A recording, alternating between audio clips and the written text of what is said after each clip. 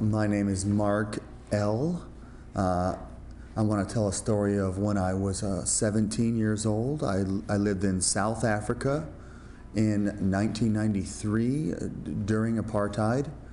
There was a lot of racial tension at the time, and as a young man finding my way in the country, I got to experience a lot of different things. And one day while visiting Johannesburg, at the time I lived in Pretoria, I was with a couple of friends, one being South African and one being Canadian. And 2 blocks down the street, I saw a confrontation between a white man, I assume was South African, and a black man. And the white man had struck the black man and continued to beat him savagely. And as I was shocked at this, my friends and I were standing there looking at the beating, to which point I had turned around and looked behind me and saw 2 other black people attack another white person behind me. And I had heard of a race riot before, but didn't experience one firsthand. And as an American, growing up in our country, I'd never experienced anything like this before. And so I didn't know how to react.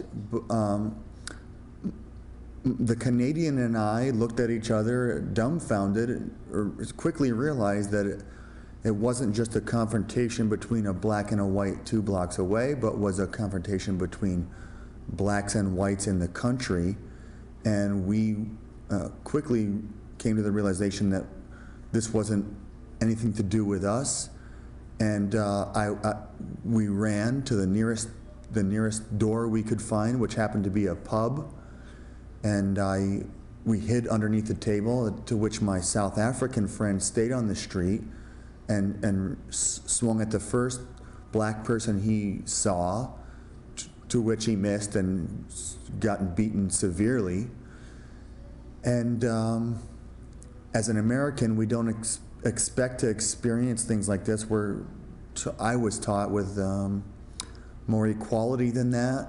And being a white person living in South Africa during apartheid, I really didn't understand what that meant to the people living in the country at the time. But as you can imagine, I was quickly educated.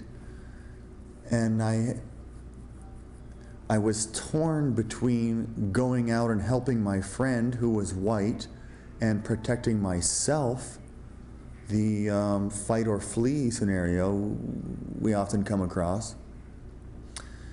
And I decided to flee and stay there underneath the pool table with my Canadian counterpart.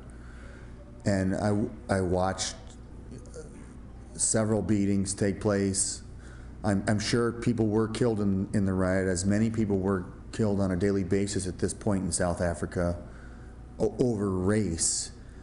And looking back on it, I think of how trivial it was over the color of someone's skin as an American brought up the way we are, to see that kind of savagery over something so minor. I just didn't understand what was going on, and to some degree still don't, as I'm 32 telling this story now.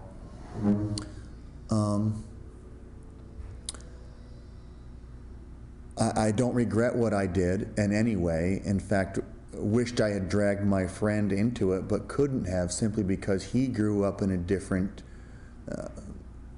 time and a different upbringing than I was brought up in as an American, witnessing this. And when it was over, months later, I saw the same friend and said, "Boy, you should have ran and hid with like we did." And he said, "I would never do that, as my countrymen have taught me."